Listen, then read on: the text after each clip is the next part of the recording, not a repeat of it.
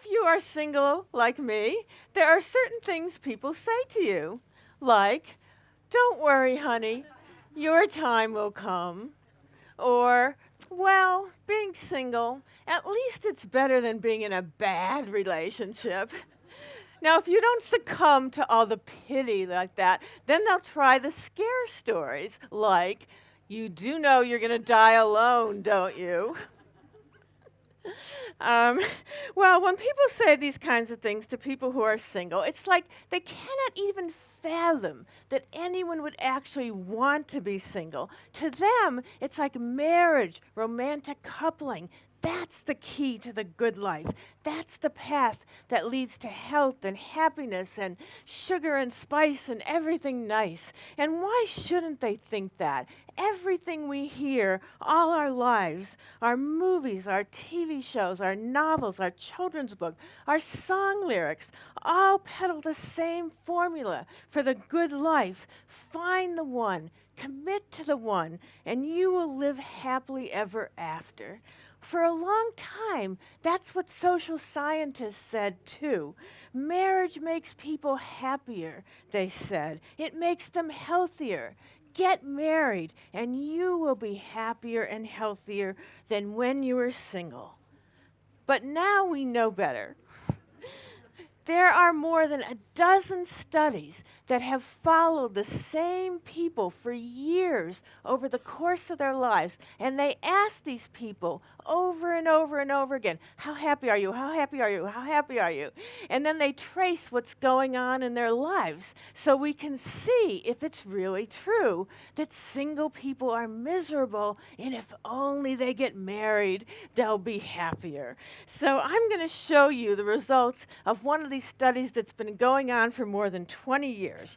But before I show you what the actual results are, let me show you what 760 college students told me that they think will happen. So when I asked them to predict how happy they thought they would be if they stayed single year after year, this is what they said. They think they'll be miserable, right? They're all the way down near the sad face part of the scale. Then, if I said, "Now tell me how happy you think you would be if you got married," it goes all the way up. They think they would be about as happy as they could possibly be. And that's the story we've all been told about the poor, sad single people and the blissfully happy married people. Now let me show you how happy people really do feel when they're single and then when they get married. So here are the average happiness ratings of thousands of single people years before any of them get married. Those ratings are way up there. They're way up on the happy end of the scale. Now here they are getting married. And they do get a little bit happier. I mean, not that huge jump that college students predicted, but, a little bit, see? A little tiny bit. Now see what happens over the years after they get past that early, "Oh, we just got married and we had a honeymoon and a big party and everyone came and they're all happy." So now look what happens. Over the course of their married life, their happiness slips till they end up about as happy as they were when they were single. Now, that is just, so that shows you that marriage didn't make people happy. They just got this little blip of happiness around the time of the wedding. But, and there's a big but, that's only for the people who got married and stayed married. What happens to the people who eventually got divorced? Well, when their wedding day approaches, they actually are getting less happy. It's like they know what's coming. And then over the course of their married years, their happiness slips and they end up less happy than they were when they were single. So, to be able to say marriage increases people's happiness even for a little bit, you only get to say that about people who get married and stay married. And then their happiness goes back down anyway, so it's not like this big deal. And, we have lots and lots of studies of happiness because researchers are obsessed with that. But now there's some really good studies of health too. And those studies show that in some ways, people who get married get less healthy than they were when they were single, which is to a lot of people has got to be astounding, right? I mean, it's exactly the opposite of what we've been hearing. And it does make you wonder, because when you think about what we're supposed to think about marriage, right? Marriage means you made it. Somebody chose you. Someone loves you. Someone is there for you in good times and bad. And so, of course, you should be doing better if you're married. And even if you don't get any of that, let's say you're a married person, you don't get much love, you don't get much support, you know, your spouse is kind of a nothing. Uh, you should still do better than single people because of all the other things that you get going for that. You get, for example, if you get married, you get valued and respected and celebrated in over the top ways that I call matrimania. And in contrast, if you're single, you get stereotyped and stigmatized and marginalized and discriminated against. I call that singleism. In the United States, there are more than 1,000 laws that benefit and protect only people who are legally married. And in the United States, it's been estimated that a woman who stays single could be shortchanged more than $1 million over the course of her life compared to a woman who stays married. So, with all that single people have stacked against them and all that married people have going for them, how is it possible that single people are doing so well? Well, I think there's a lot of reasons for that. One is that, contrary to this idea that we're told that single people, quote, don't have anyone. In fact, single people on the average are more connected to other people than married people are. They have more friends. They stay in touch with their friends and their relatives more than married people do. And these aren't just superficial relationships. Single people often have deep and secure attachments with the people who are important to them. They have a lot of love in their lives. So single people develop a diversified portfolio of skills, you know, whereas the married people are, you do this and I'll do that. Single people have to figure out everything. They savor their solitude. That's a big deal. They contribute in meaningful ways. But what I really want to focus on today, though, is the role of freedom in the lives of people who are single.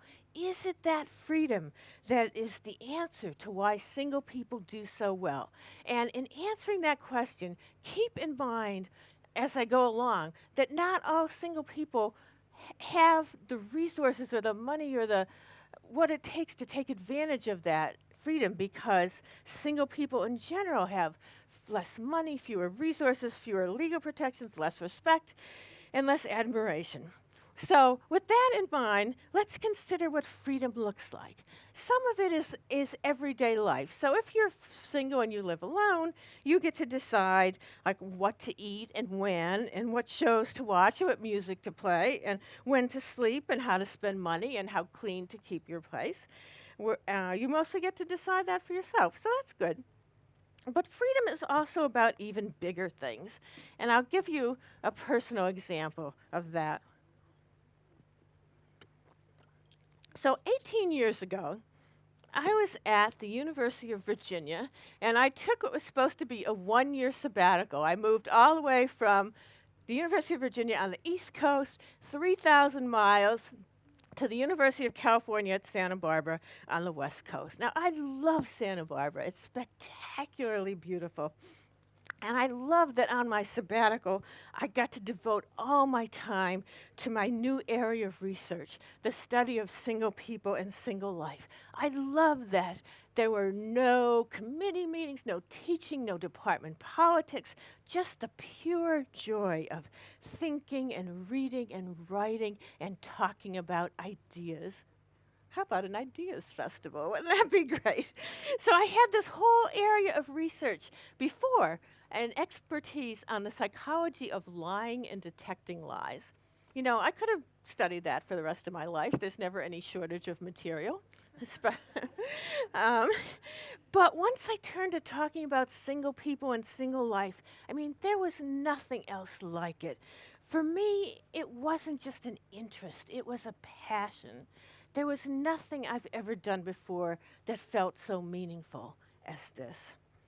So when it got close to the time when I was supposed to be going back to Virginia, I was walking the beach with a friend, and I was whining about how I didn't want to go back. And she said, "So, don't." And I thought, oh my gosh, what an idea. I mean, at Virginia, I had a job. I was a professor. You know, there was no job for me at UCSB. They didn't have a full-time position. So if I stayed, I'd have to find some other way to support myself. In Virginia, I owned a home. In California, I mean, the price of housing is so ridiculous, I would never own a home again. I had friends back east. I had family back east. I stayed in California. I gave up my tenured university professorship and the financial security that went with it.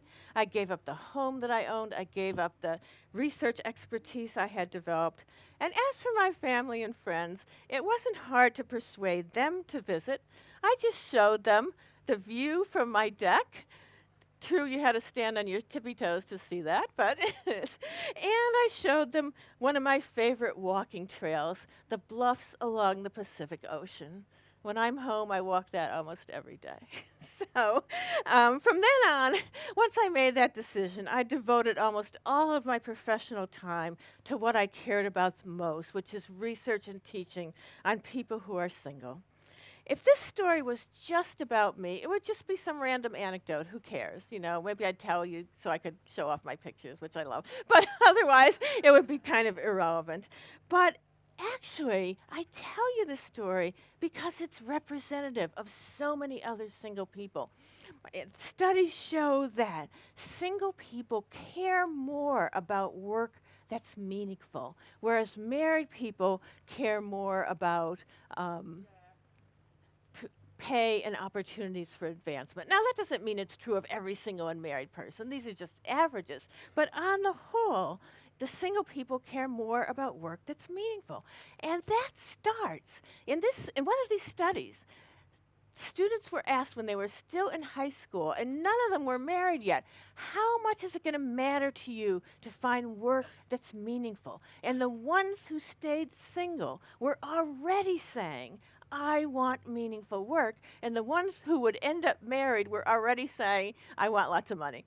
So that's kind of interesting. And another way that lifelong single people differ is that they care more about personal growth. And we learned this about from a study of thousands of people who had settled into their lives. Some of them had settled into married life. They'd been married a long time, stayed married. Others were lifelong single people. And over a 5-year period, the single people were more likely to agree with statements such as, for me, life has been a continuous process of learning, change, and growth, whereas the married people were more likely to agree with statements like, I gave up trying to make big improvements in my life a long time ago. So sometimes what single people do with their freedom is follow their passions and pursue their dreams. But sometimes they do something else entirely. So what happens when aging parents start to need a lot of help? Who is there for them? Research shows that it's the single people who are more likely to be there for their parents. And that's true for parents, whether they're black or white, whether they're grown children or sons or whether they're daughters. The single sons and daughters are more likely to be there for them than the married ones. And that's remarkable in a way, because if single people give up time at work to help someone, they don't have a spouse who can tide them over with their salary in the meantime. So it's a dicey thing that they're doing there. And it's not just their parents that single people show up for, and it's not just the big things like people who are seriously ill. In everyday life, single people are more likely than married people to help their friends, neighbors, and coworkers with errands, shopping, housework, yard work, repairs, and rides. They also exchange more advice, encouragement, and moral and emotional support. They also volunteer more for just about every kind of organization except one. Married people do a lot more for religious organizations than single people do. Now, the studies I've been telling you about are about the choices single people make. They're about what single people choose to do with their freedom. They being single frees you from a lot of the expectations for what you're supposed to do with your life and who you're supposed to do it with. Instead, you get to design your own life in your own way. So think about the question of the people who matter to you or the people who you want to put at the center of your life. If you're married or you have a serious romantic relationship, there is some expectation that your partner will have a big place in your life. And some people love that. For some people, that's why they get married. They want that. They want their built-in plus one. But some people don't. Remember what I said about how some single people have more friends, they do more to maintain their relationships with their friends and neighbors and relatives. That's based on averages. On the average, single people have more friends and do more to nurture their relationships.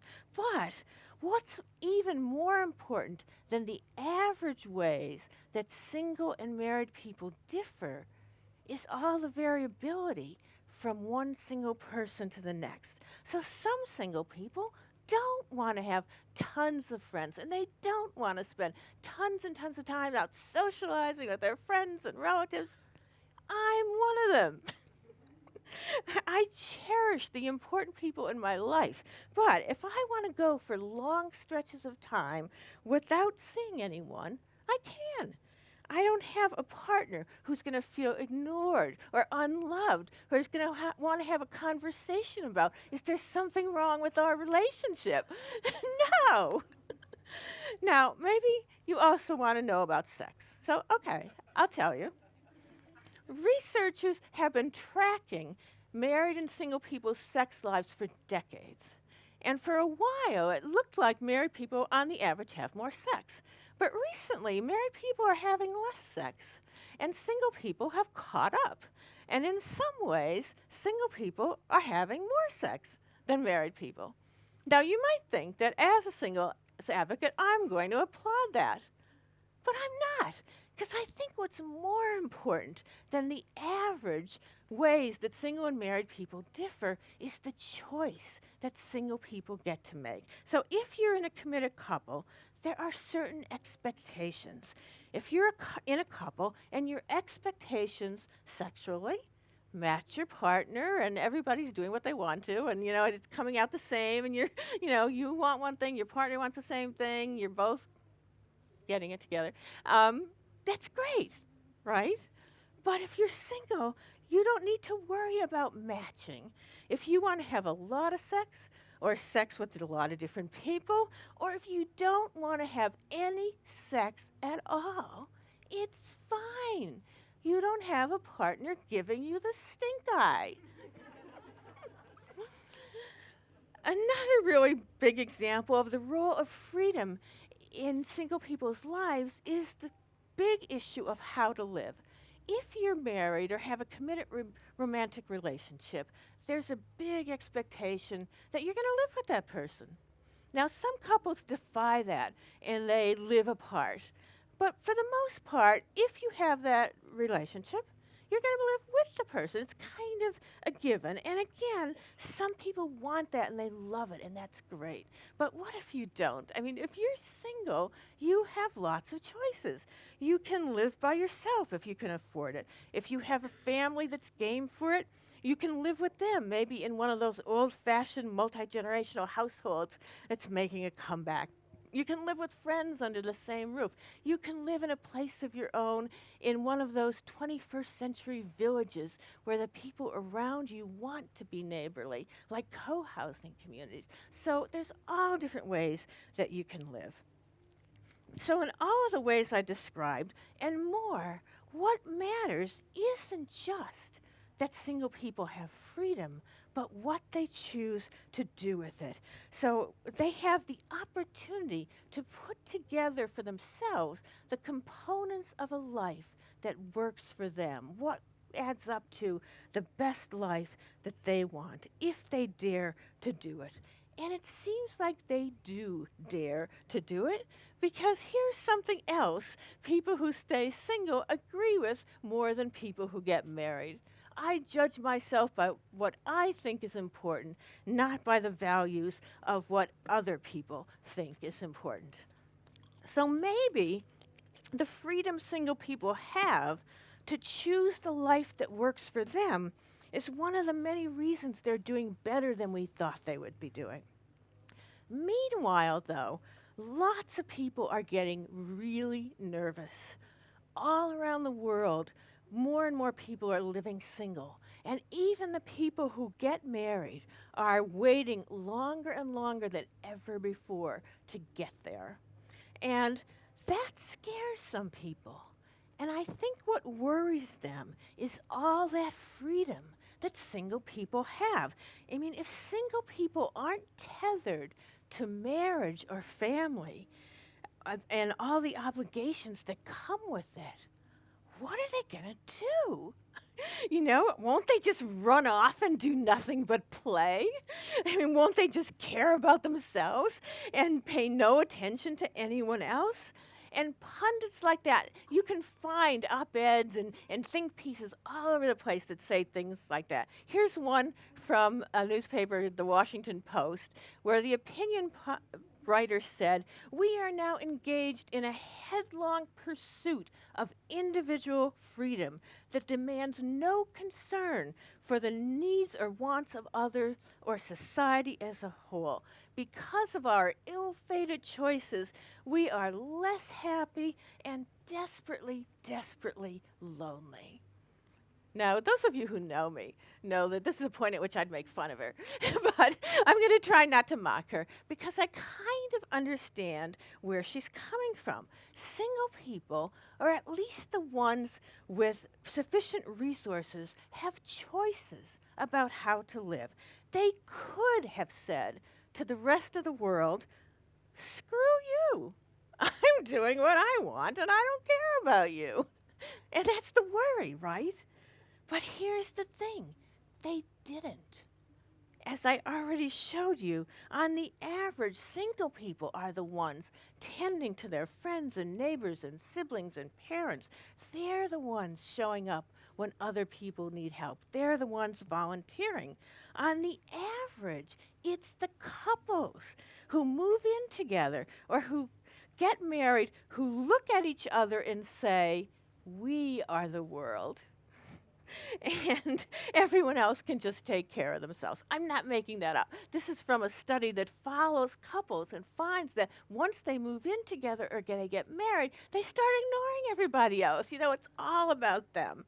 So on the whole, and again, those are just averages. There's some married people who don't do that. There's some single people who do. But on the whole, it's marriage, not single life, that's a threat to the wants and needs of society as a whole. Sociologists have a name for this. They call it greedy marriage.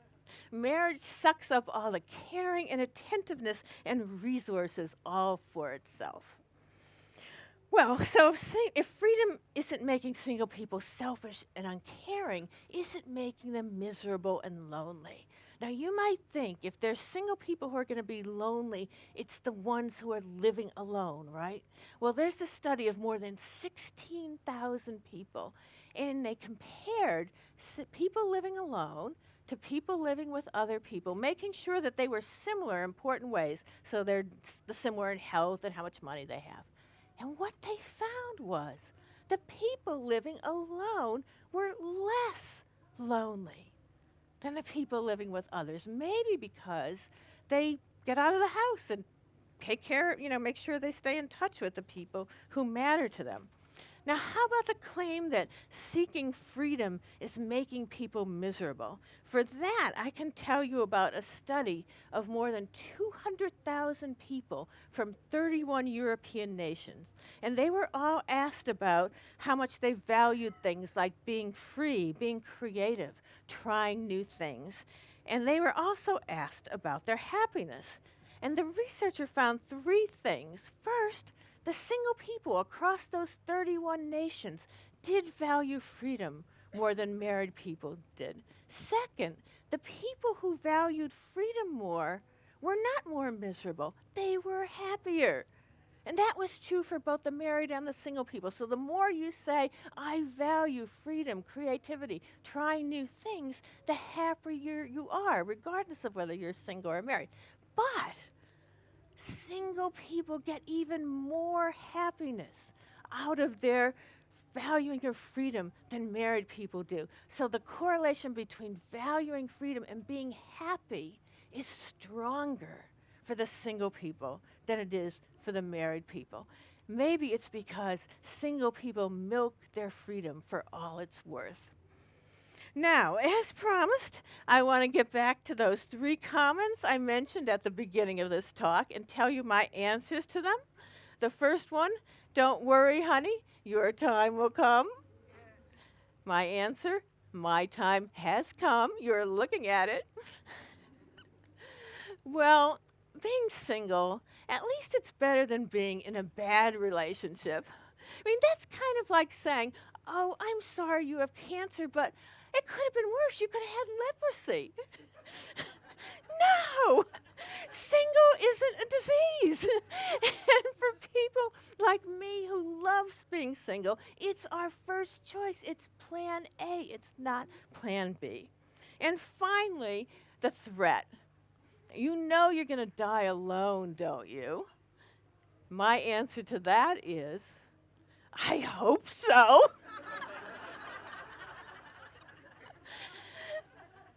And I don't mean that I don't want to have people next to me or that I love or care about. But what I mean is that I love living alone. And I would love to be able to do that until the day I die. That, to me, would be a very good life. Thank you.